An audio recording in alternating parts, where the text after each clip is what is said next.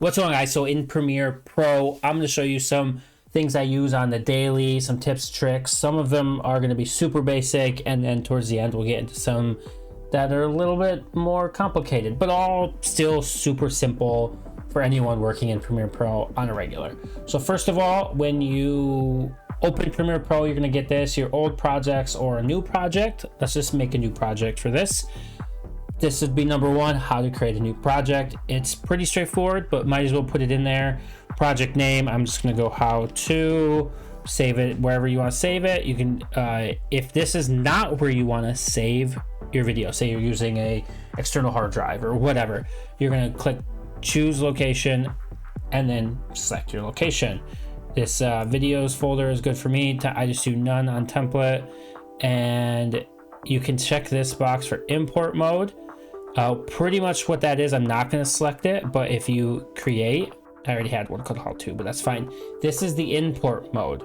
So if you're someone, this is like a newer thing for some newer versions of Premiere Pro. If you're like, why does this keep on popping up and you just always have to skip it?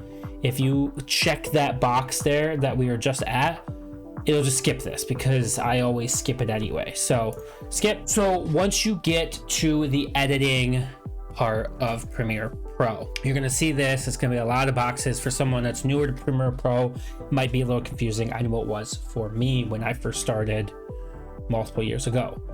If you come up here to the right in workspaces, this is where you're gonna see all these. This is one I created called edit, but initially all that menu is going to be all of these: color, starter, essentials, learner. These are all going to be in there.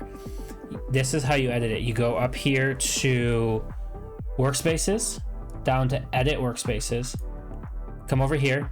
Everything's going to be listed in menu.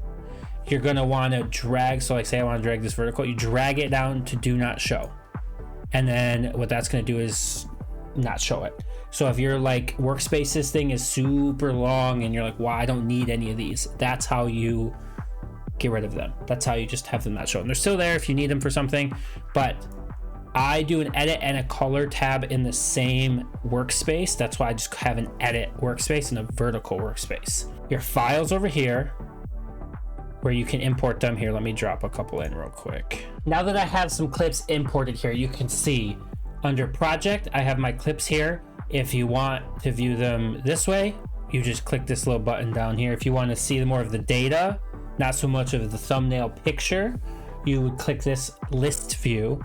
If you want the thumbnail, you click icon view, which is the one I use the most. You get your icon view here. And then if you want them ordered in any sort of sequence, so like numbered or labeled, or I do the list view.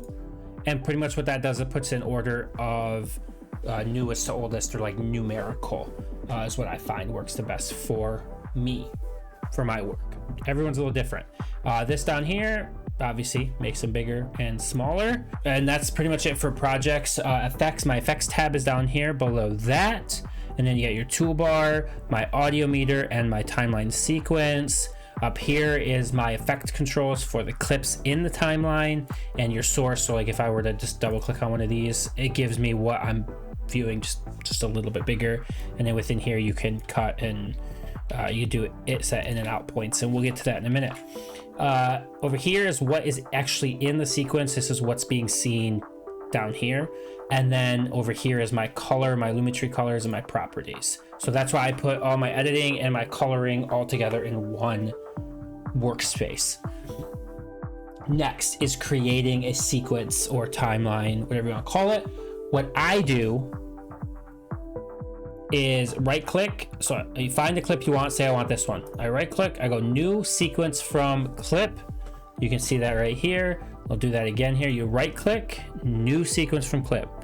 Once you click that, you're going to get that clip in its entirety, or whatever you have cut down in your sequence or timeline here, which then you see it up here. By doing that, I know for me, and I'm sure a lot of people might run into this, if you are shooting at anything over what you want to export, for example, I'm shooting all this at 160, I'm shooting all this at 60 or 120.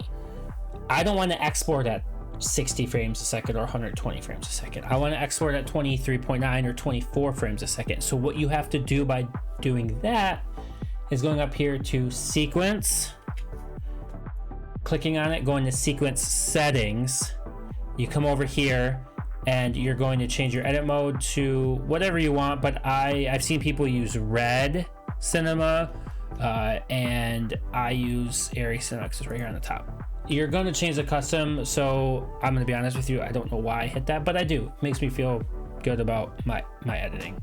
You're going to go down to time base, and you're going to go to 23.9 or 24, whatever you want. I jump back and forth depending on kind of what I'm shooting.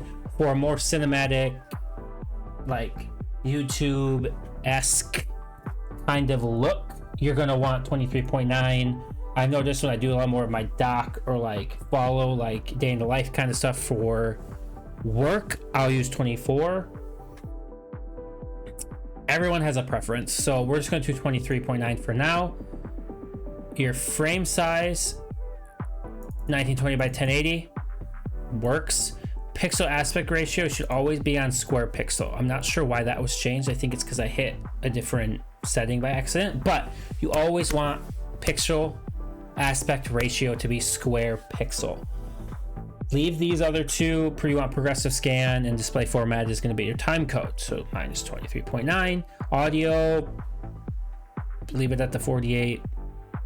Audio sample, all these, right? These boxes down here, I check these. Not super important with like a higher end graphics card or whatever. It's going to kind of happen already. I remember someone explaining that once, but I always check them. Makes me feel good. Always check them. I think this is the one requires GPU acceleration. That's when you have like a better graphics card. You have to have a better graphics card to really have that on. It's already checked for me. I edit on my brand new PC. I just made a video for that. Go check it out. I have a 5060 Ti, and then my CPU is a Ultra 7 265K Series 2.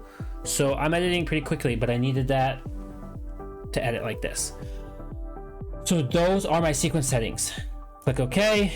This is pretty much just telling me that the file format, the frame size, blah, blah, blah. Everything in my sequence is different than what I just selected. That's OK. Click OK. Now you have a 23.9 or a 24 sequence. So everything's going to look a little different. It's going to have a little bit more of that motion to it. Another way of creating this is you go to File, go to New, if it wants me to, and then you go to Sequence. You're going to get this box, which I almost never use because I just always do it the other way.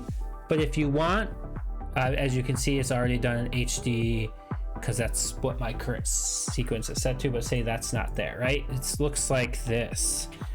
Pretty much, if you're starting from scratch, you're gonna go, unless you want 4K, which is doing this just all with a 4K size instead of 1920 by 1080. I just go to HD.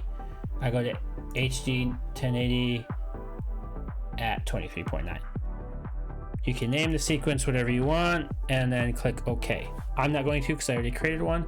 That's the second way to do it. That's how you create a sequence and start editing. I remember when I first started, I didn't understand because in the older version of Premiere, you couldn't just drag it down here. That's another thing you can do. Say, let's delete this sequence here, right? Instead of right clicking and clicking new sequence from clip, you can also just drag it. And it creates that sequence just like doing the right click and creating a new sequence. But then you still have to go up here and change these sequence settings. All right, so hopefully you guys learned something from this first video. I realized that I filmed a lot more than I thought. So this is gonna end up turning into a series of videos on things to do in Premiere Pro. And obviously as the series grows, the tips and tricks and different things you can do in Premiere will get more difficult and more advanced. So this first one, super basic. Second one I've already filmed is just going into creating a general clip with some audio. So that'll be coming out next. Hope you guys enjoyed this one. If you learned something, let me know below. Comment, like, subscribe, all the good stuff, and I will see you in the next one. Bye guys.